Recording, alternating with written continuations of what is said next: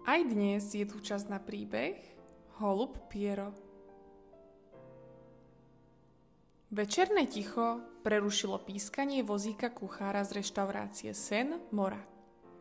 Chvíľu na to vysypal do piesku zvyšky rýb a chleba, ktoré na tanieroch zanechali hostia.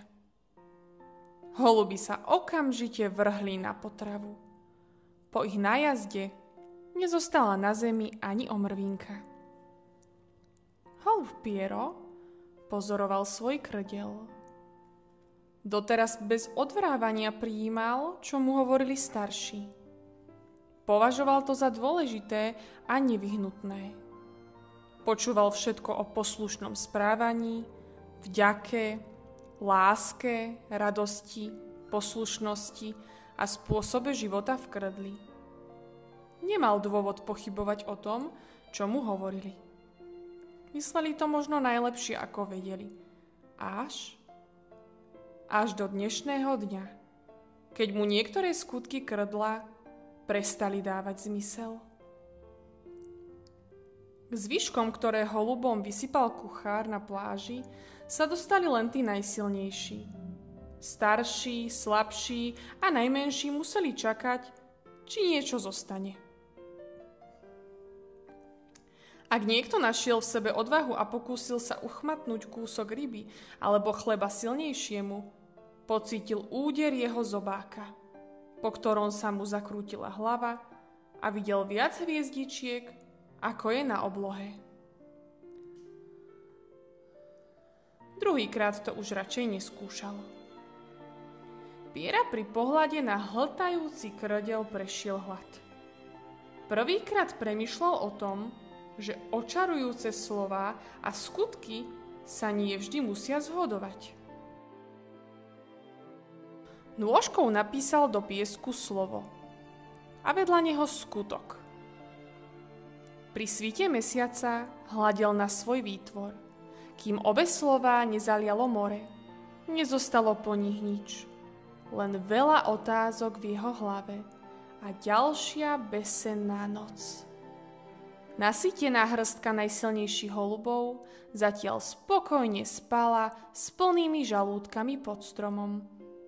A tie slabšie, zraniteľnejšie, oklamané svojimi snami, poskakovali okolo miesta, na ktorom sa ešte pred chvíľou kopili zvyšky rýb a chleba.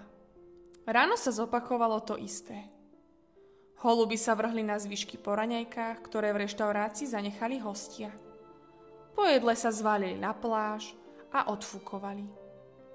Piero si všimol, že majú opäť o niečo menšie krídla. Alebo sa im len strácajú pri stále tučnejších telách? Na zemi žijeme v hojnosti. Krídla slúžili našim predkom len na ovievanie sa a odstrašenie veľkých a nebezpečných múch. K jedlu sa dostaneme aj bez krídel a to je dôležité, vysvetľovala Pierovi mama Malenka. A v zápätí uvoľnené, zakrpatené krídla pripažila k telu, lebo zbadala Fogela, kráľovho radcu a zabávača. Ide Fogel, nesie nám múdrosť a zábavu. Zašuchotali holuby perím na znak uznania a vytvorili okolo radcu polkruh. Fogel sa významne postavil na prázdnu plechovku od sardiniek a načuchoril si perie, aby vyzeral väčší a významnejší. Trpazlík zostane trpazlíkom aj na najvyššej hore sveta a môže sa aj na špičky postaviť, prehovoril Fogel a významne sa pozrel do slnka. Vtipnú myšlienku vyčítal z novín pohodených na pláži a keďže ostatné holuby si prezerali len reklamné letáky, považovali podobné múdrosti za jeho vlastné. Dnes bol Fogel vo forme a tak pridal ďalšiu bystrosť, na ktorej sa krdel zasmial.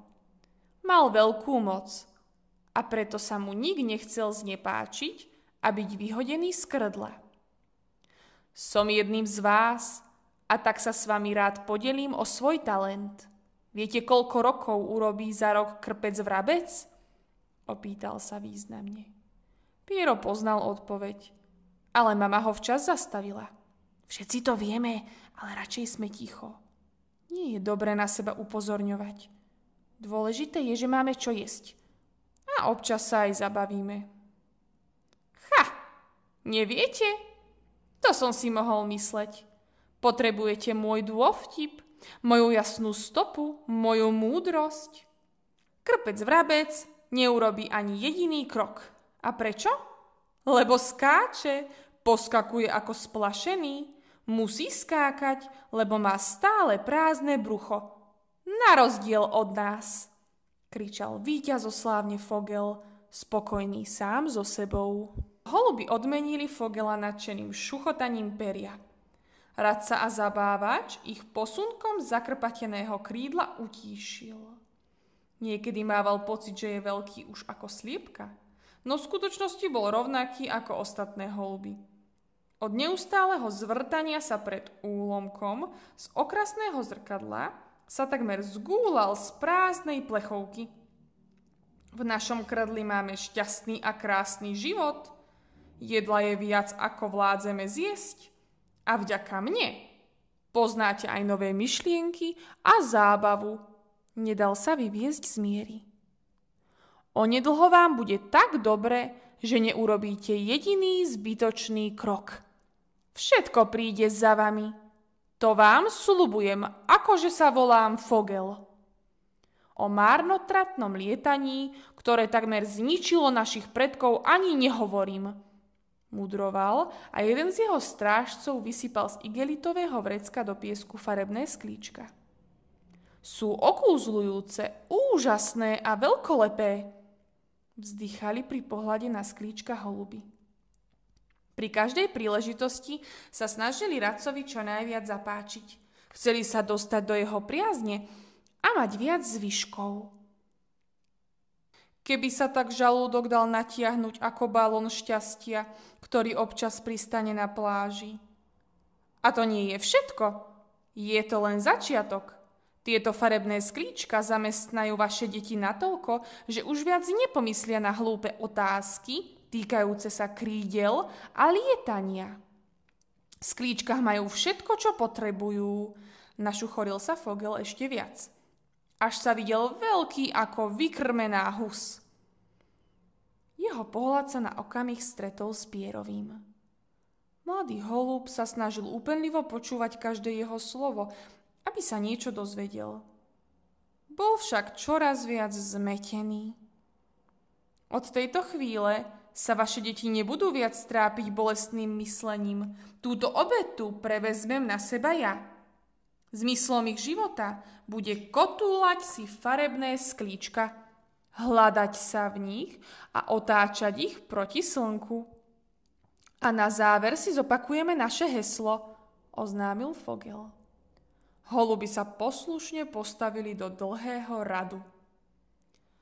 Na svete sme preto, aby sme jedli a pili a v šťastí a hojnosti žili. Zvolali jednohlasne a s Fogelovým súhlasom sa vrhli na sklíčka. Každý chcel mať svoje. Najstarší po nich túžili, aj napriek tomu, že nevedeli, na čo im budú. Piero zostal bezradne stáť. Po farebnom sklíčku nikdy netúžil. Nová hračka síce zväčší všetko, čo holuby vlastnia, a tak ich oklame a upokojí, ale neprenikne do srdca. Napriek tomu Fogelové reči mali pre Piera význam.